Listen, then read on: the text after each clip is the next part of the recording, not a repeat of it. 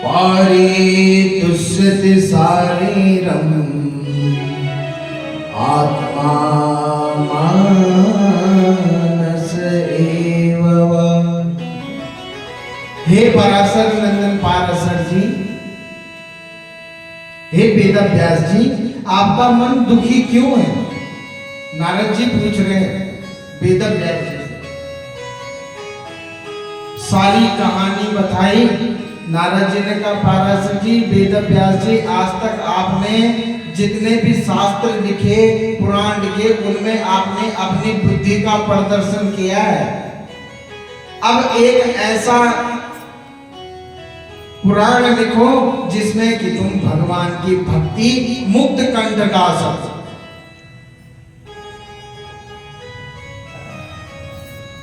चार श्लोकों में श्री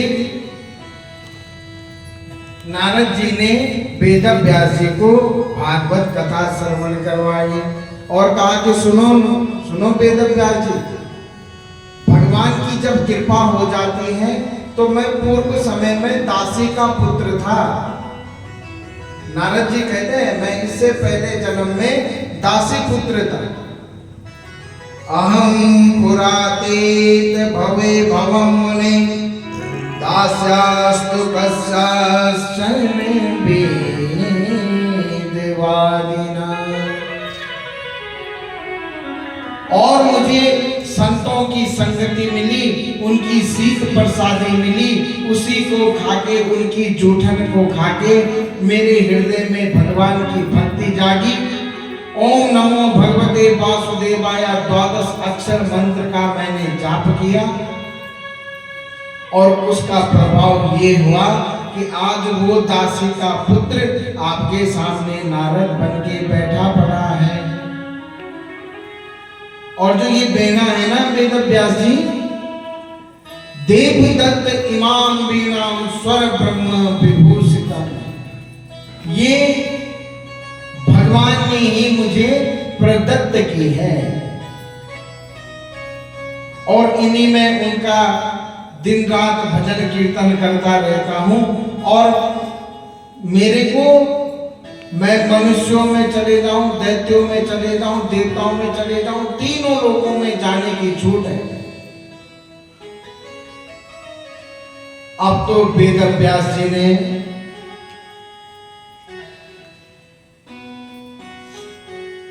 ब्रह्मनद्यां सरस्वत्यां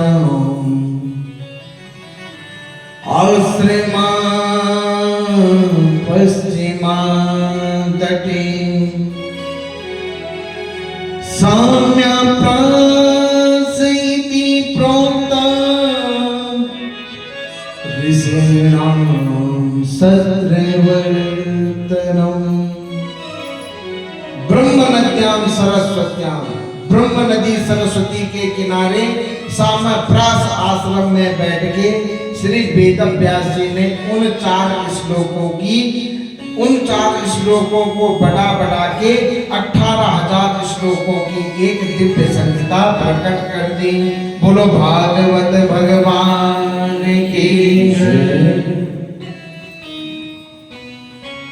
अब भागवत पुराण तो तैयार हो गया।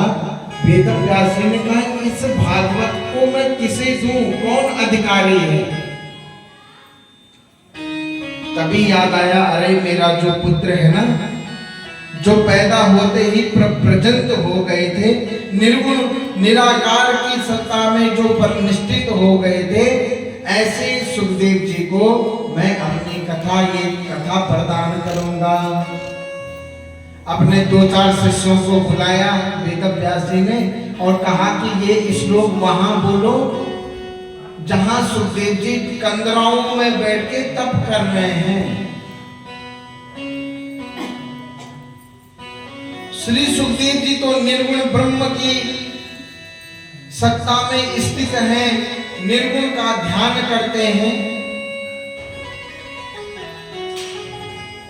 कि कुछ विद्यार्थी वेदव्यास जी के द्वारा रटाए हुए श्लोकों को गाते हुए चल रहे थे कि अचानक एक श्लोक सुखदेव जी के कानों से टकराया।